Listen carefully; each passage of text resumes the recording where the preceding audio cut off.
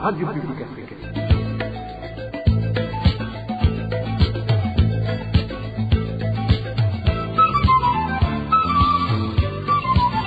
Radio Publique Africaine.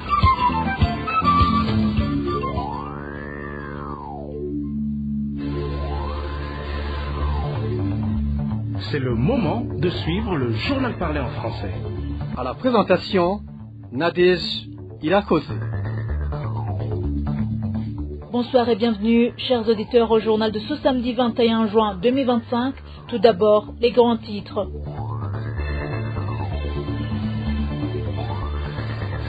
Deux membres de la Ligue Imbonerakure du parti CNDD-FDD ont été tués par d'autres Imbonerakure en commune Mugwi de la province de Cibitoke. Ils ont été victimes d'avoir essayé de se rendre au Rwanda en cachette pour y vendre du café. L'organisation APRODH, qui milite pour les droits des détenus, réfute les récents propos de la ministre de la Justice, qui a affirmé que les droits des détenus à se faire soigner et à bénéficier de la liberté pour se déclarer innocents par la justice sont respectés au Burundi. Au moment où le Burundi s'est joint ce vendredi au monde entier pour célébrer la journée mondiale des réfugiés, les Burundais réfugiés dans certains camps de réfugiés dans les pays de la sous-région vivent dans la précarité car n'étant pas en sécurité et n'ayant plus d'assistance alimentaire ou médicale. Voilà pour le sommaire. Tout de suite le développement du journal.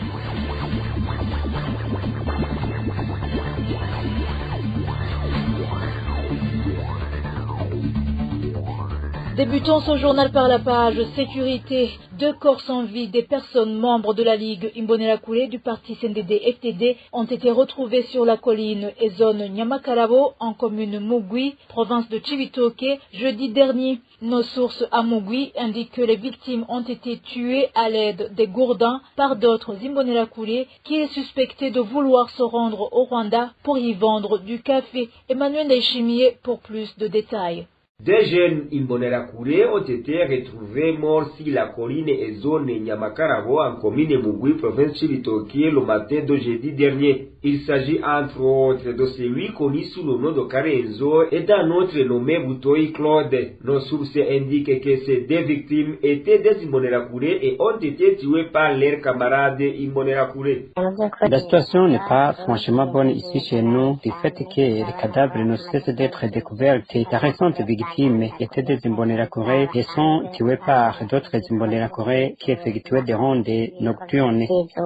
Selon toujours nos sources à Mugwi, les deux victimes ont été suspectées qu'ils tentaient de traverser la frontière burundo-rwandaise et des Imbonerakure se sont rendus à leur domicile pour y mener des fouilles. Lors de cette fouille, des sacs de café ont été découverts au domicile de deux victimes, en feu qui seront nos sources à pousser leurs bourreaux à les assassiner en les accusant de vouloir aller vendre ce café au Rwanda voisin. Ces Imbonerakure ont vu les deux victimes tout près de la rivière qu'ils ont suspecté qu'elles voulaient traverser la frontière. Ils se sont vite rendus à leur domicile pour les fouiller et ont découvert des sacs de café. Et ces Imbonerakure ont déduit que ces sacs de café sont là pour qu'ils soient acheminés au Rwanda. Ils ont donc décidé de les tuer. La colère est donc grande chez des habitants de la colline Nyamakarabo qui indiquent qu'ils ne comprennent pas d'ailleurs pourquoi les présumés auteurs de ce double assassinat ne sont toujours pas inquiétés jusqu'à présent par la justice. La rédaction de la RPA n'a pas encore réussi à joindre par téléphone les autorités administratives et sécuritaires de la commune Mugwi pour recueillir leurs réactions. Il y a 3 jours seulement, une personne avait été tuée et une autre blessée sur la colline Nyabikenge en commune Nyamurenza, province Ngozi. Ces personnes ont été fusillées par des Imbonerakure qui les accusaient également de tenter de traverser au Rwanda pour vendre du maïs. Merci Emmanuel Ndayishimiye. En page droit de l'homme, les propos de la ministre de la Justice de Mine Banyangimbona prononcés lundi dernier devant les parlementaires au moment où elle répondait aux questions relatives aux permissions sollicitées par les détenus pour aller se faire soigner ainsi que les libérations des détenus blanchis par la justice ne comportent pas de la véracité. C'est du moins la déclaration de l'organisation qui milite pour le respect des droits humains en général et ceux des détenus en particulier, APRODH en sigle. et se basant sur des lois burundaises. Maître Évariste Nkunzimana, chargé de la communication au sein de la PRODH, explique qu'il existe même des lois qui clarifient ce qui devrait être fait pour les prisonniers malades et ceux ayant été déclarés innocents par la justice. Suivez-le.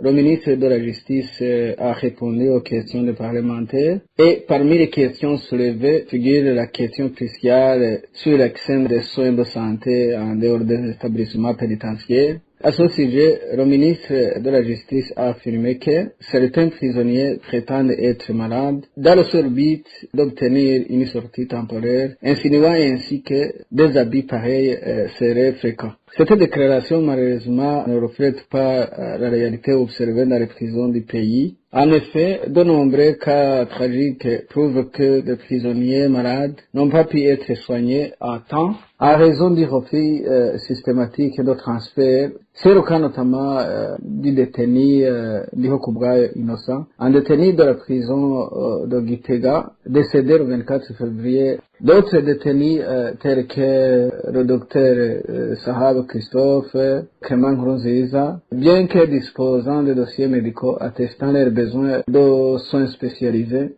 sont toujours privés de droits fondamentaux. La décision de faire sortir un prisonnier pour des raisons médicales n'appartient pas au détenu lui-même et relève exclusivement de l'appréciation du personnel médical de la prison. Le refus alors de ce transfert constitue une négligence grave et même une forme de traitement inhumain et dégradant. Cette situation va à l'encontre des textes juridiques nationaux en vigueur, notamment l'article 48 de la Constitution qui impose le respect des droits fondamentaux de toute personne, y compris les détenus. La loi du 14 décembre 2017 sur les conditions de détention qui garantit les droits aux prisonniers, notamment de santé appropriée. Les parlementaires ont également demandé au ministre de donner des précisions sur les détenus. Malgré une décision de justice ordonnant leur libération, ils restent arbitrairement incarcérés. Le ministre a invoqué les voies de recours pour justifier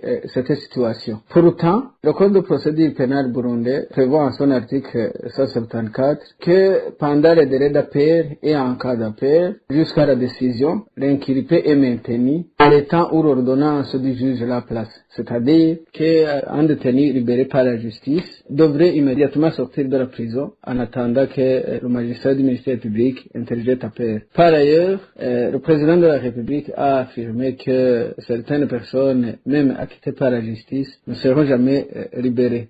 La PRODH indique également que ceux qui subissent des mauvais traitements en ce qui est de l'accès aux soins de santé et de la libération sont souvent ceux ayant des dossiers judiciaires liés à la politique.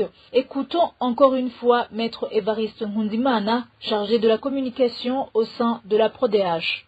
Il faut aussi souligner que la majorité des personnes concernées par ces violations sont des prisonniers politiques ou d'opinion, ce qui prouve une instrumentalisation de l'appareil judiciaire à des fins politiques. Il faut souligner que le respect des droits des prisonniers n'est pas une faveur, mais une obligation juridique et morale de tout état de droit. Le Burundi ne peut pas aspirer à la paix et à la stabilité tant que l'impunité l'arbitraire, la négation des droits fondamentaux persiste dans les prisons. Nous demandons aux autorités burundaises de garantir l'accès effectif aux soins médicaux, surtout de mettre en place un mécanisme transparent permettant aux détenus de recevoir des soins adéquats, y compris les structures des soins médicaux à l'intérieur de la prison. Pour cesser toute détention arbitraire prolongée à l'encontre des prisonniers politiques et d'opinion, en conformité avec les obligations internationales du Burundi en matière de droits humains. L'exil demeure toujours la principale alternative de survie pour les acteurs de la société civile pendant que les organisations encore présentes au Burundi peinent à jouer leur rôle, déplore le réseau Europe-Afrique centrale, EURAC en sigle. Dans un rapport sur la situation préélectorale 2025-2027 au Burundi, l'EURAC constate qu'il existe des organisations burundaises de la société civile sur place. C'est toutefois la peur et la méfiance qui dominent sur tous les sujets. Janvier Nina Hazoué nous fait le point.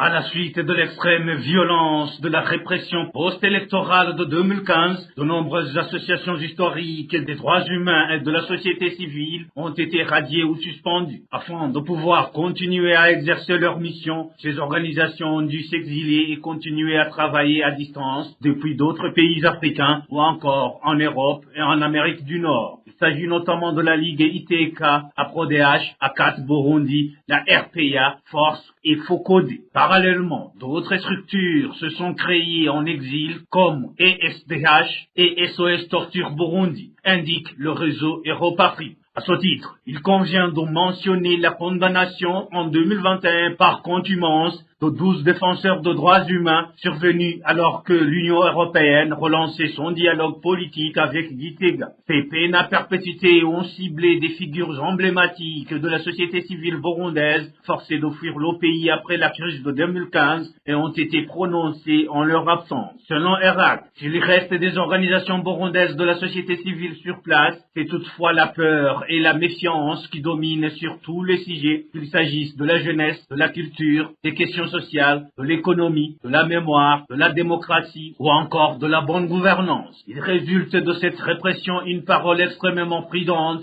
et le recours à des stratégies de dissimulation pour ne pas afficher des ambitions susceptibles d'être perçues comme suspectes aux yeux du pouvoir. Selon toujours le rapport du réseau Europe-Afrique centrale, des méthodes de surveillance intensive des organisations de la société civile ont été mises en place. Elles incluent le réenregistrement obligatoire et l'imposition de quotas ethniques lors du recrutement pouvant déboucher sur une visite des services de renseignement si les embauches sont considérées comme non conformes. Des dizaines d'associations ont été créées ou renforcées par le pouvoir pour soutenir le régime, en particulier pendant la période où le Burundi était encore soumis à des sanctions internationales. Cette situation a profondément entaché le travail de la vraie société civile qui, malgré de nombreux obstacles, persiste à mener ses actions dans cet environnement restrictif. L'exil demeure toujours la principale alternative de survie pour les acteurs de la société civile, pendant que les organisations encore présentes sur place peinent à jouer leur rôle, conclut ERAC.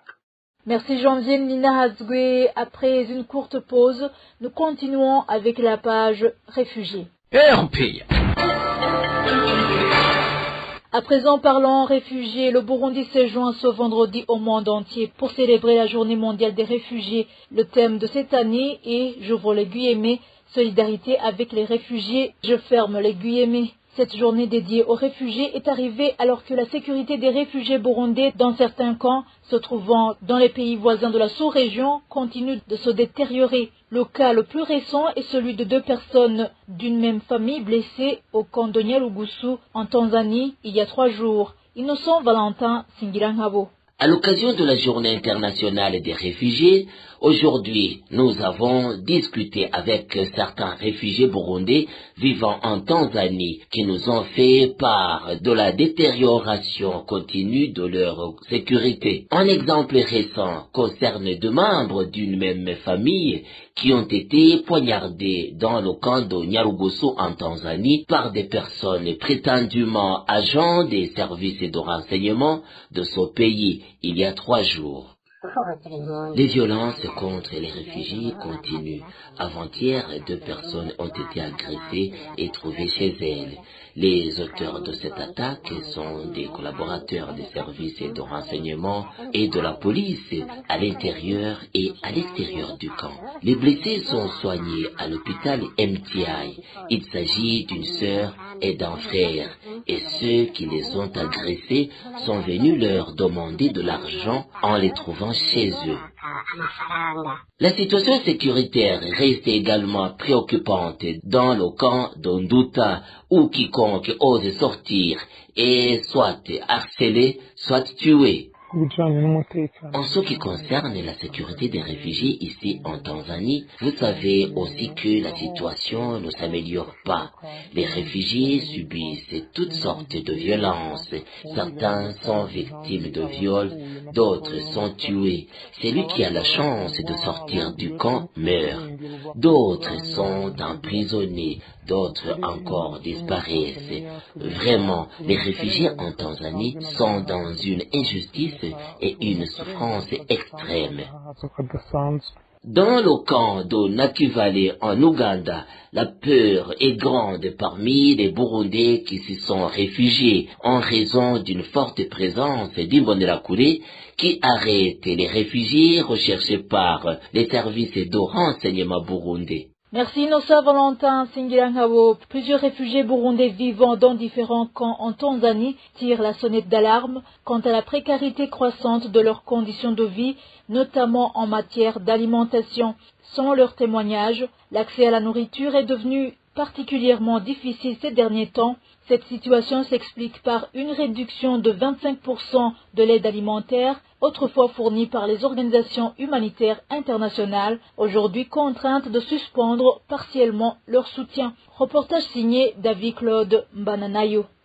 À la suite de la réduction de l'aide humanitaire accordée par les États-Unis aux organisations œuvrant dans le domaine des réfugiés, plusieurs réfugiés burundais résidant dans les camps d'Onduta et de Nyarugusu en Tanzanie ont exprimé leurs vives inquiétudes au micro de la radio RPA. Ils affirment que cette décision a un impact considérable sur l'aide alimentaire qu'ils recevaient régulièrement et précisent que celle-ci a été réduite de manière drastique.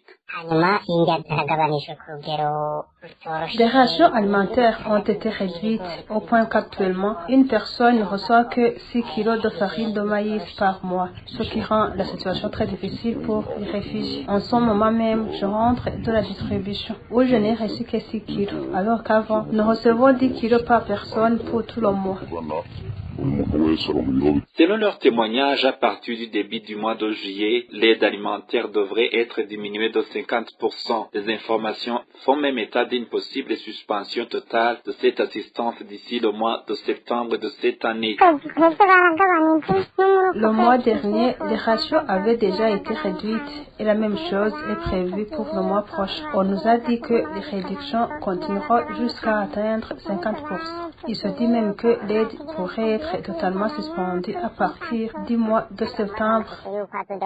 Ces réfugiés redoutent de mourir de faim, d'autant plus que les autorités tanzaniennes ne leur permettent pas de quitter les camps pour aller se procurer de la nourriture par leurs propres moyens. Ils craignent en outre que cette situation de pénurie alimentaire ne soit exploitée par le gouvernement tanzanien comme un levier pour les contraindre à rentrer au Burundi de manière forcée. En conséquence, il lance un appel au commissariat des Nations Unies pour les réfugiés afin qu'il collabore étroitement avec les autorités tanzaniennes pour garantir la continuité de l'aide alimentaire dont ils dépendent pour survivre. David Claude Mbananayo. Et concernant le domaine de la santé, certains réfugiés burundais vivant dans différents camps de réfugiés de la sous-région disent que leur situation s'est améliorée par rapport aux années précédentes. Toutefois, ils rencontrent encore des problèmes, surtout lorsqu'ils tombent malades et qu'ils doivent être transférés dans un autre hôpital en dehors du camp. Ils demandent que lorsqu'un réfugié tombe gravement malade dans le camp, il soit rapidement transféré pour recevoir des soins appropriés. Sinon, cela peut entraîner la mort, comme cela est déjà arrivé pour certains. Dani Claire Ilatkumba nous en dit plus. Lors de la journée mondiale des réfugiés célébrée ce vendredi, plusieurs réfugiés burundais vivant dans différents camps ont exprimé une même inquiétude. Il est très difficile d'obtenir l'autorisation pour aller se faire soigner à l'extérieur du camp. Cette autorisation, appelée transfert, prend beaucoup de temps pour être accordée aux patients, témoigne notre source se trouvant au camp de réfugiés de Nyarugusu en Tanzanie. Des maladies graves sont en train de tuer de nombreuses personnes, notamment des maladies incurables comme le sida ou certaines maladies de foie qui nécessitent une opération chirurgicale à l'extérieur du camp. Bien que les autorisations médicales ne soient parfois délivrées, elles sont souvent annulées ou détruites par les responsables de santé. D'après les témoignages recueillis au camp de réfugiés de Nakivale en Ouganda, certains réfugiés sortent du camp pour chercher à manger car l'assistance alimentaire a été suspendue pour la plupart des réfugiés dans le camp. Si l'un d'eux tombe malade alors qu'il est dehors, il doit d'abord retourner dans le camp pour demander l'autorisation d'être soigné à l'hôpital. Cette procédure prend du temps et cela peut aggraver la situation. Dans certains cas, cela même a causé la mort de personnes malades. Tout le monde se bat pour survivre. Chacun cherche du travail pour espérer continuer à vivre. Mais une fois parti, il peut rencontrer des obstacles, tomber malade par exemple. Même dans une situation d'urgence, on commence souvent par l'amener dans un cas avant d'obtenir des soins. Les réfugiés burundais demandent donc que les autorisations soient accordées plus rapidement et que les soins médicaux soient améliorés dans les camps. Merci à toi, Dani Claire, Ilat Koumba. Et voilà, chers auditeurs, c'est ici que nous mettons un point final au journal de ce samedi 21 juin 2025. Merci de nous avoir suivis. Merci également à tous mes collègues pour le travail accompli. Bon week-end à tous.